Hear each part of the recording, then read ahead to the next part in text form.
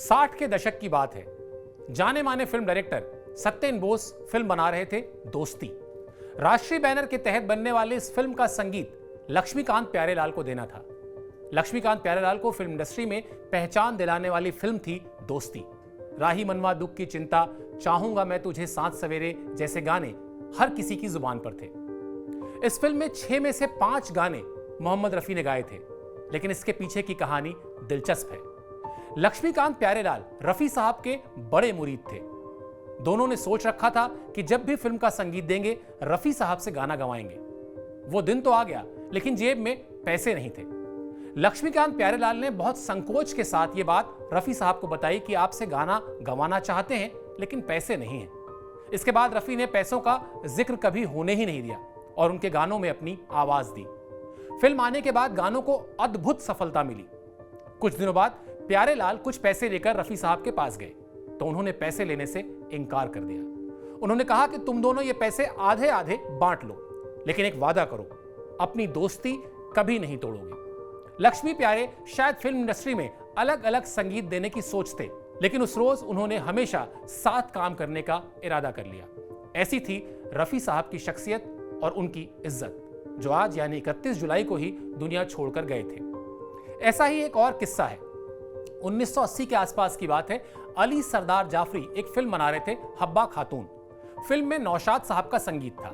यह फिल्म कई कारणों से दर्शकों तक तो नहीं पहुंच पाई, लेकिन इस फिल्म ने मोहम्मद रफी को वो गाना दिया जिसे गाने के बाद उन्हें अपनी जिंदगी में किसी कमी का एहसास नहीं रहा।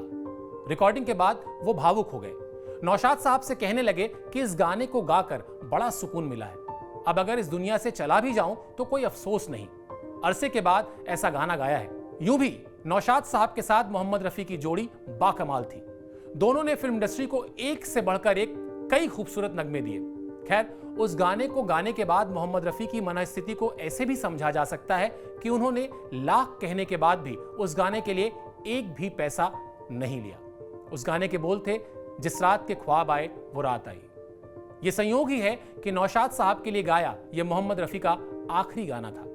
यहां तक कि यह नगमा मोहम्मद रफी की फिल्मी गायकी के भी आखिरी कुछ गानों में ही शुमार है, क्योंकि उसी साल यानी 1980 में ही मोहम्मद रफी का इंतकाल हो गया। मोहम्मद रफी का जन्म 1924 में पंजाब में हुआ था।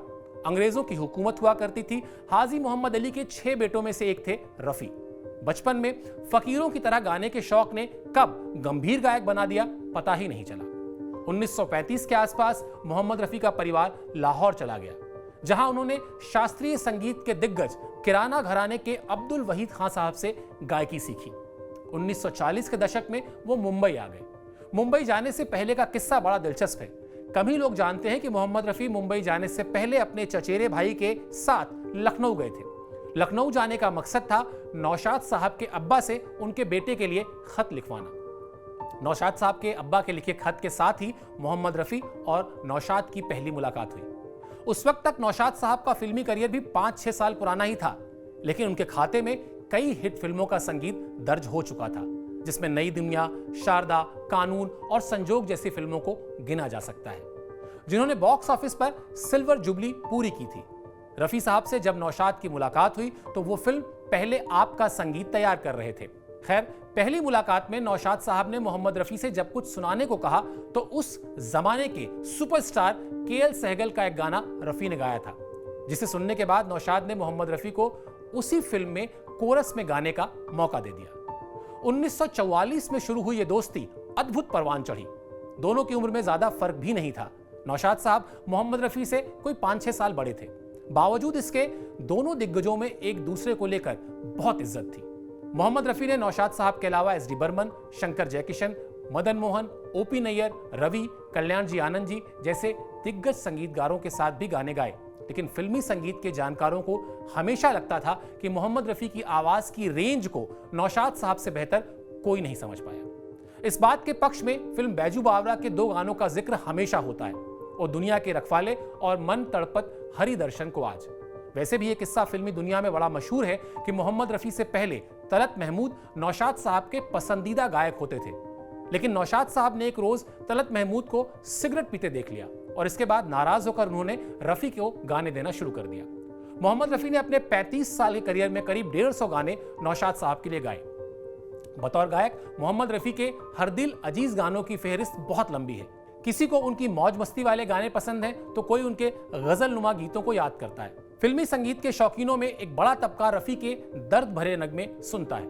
इसमें से कुछ गानों का जिक्र जरूरी है जिससे रफी साहब की गायकी की विविधता का पता चलता है।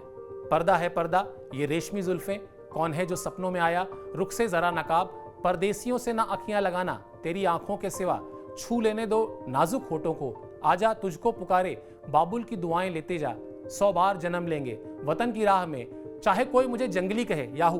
तो ये सारे गाने मैंने तो पढ़ दिए क्योंकि मैं रफ़ी साहब से मतलब 1% -1% भी नहीं गा सकता हूं, तो क्या ही बताऊंगा, लेकिन गाने के बोल ही आपको याद आ गए होंगे।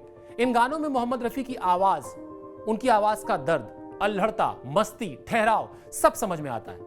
लता मंगेशकर के साथ गाए गानों में आवाज़ दे के हमको तुम बुला लो, जो वादा किया वो निभाना पड़ेगा, वो जब याद आए बहुत याद आए, और तुझे जीवन की डोर से बांध लिया है जैसे गाने खूब सराहे गए।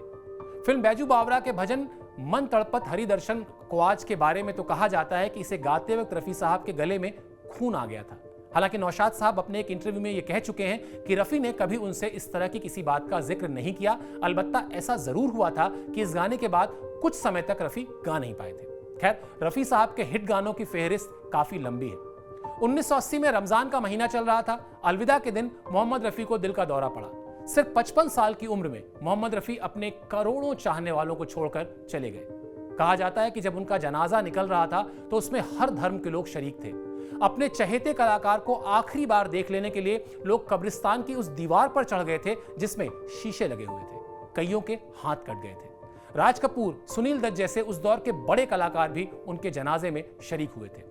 इस बात को शायद ही कोई नकार सकता है कि रागदारी के मामले में मोहम्मद रफ़ी जैसा गायक फिर हिंदुस्तान में नहीं आया।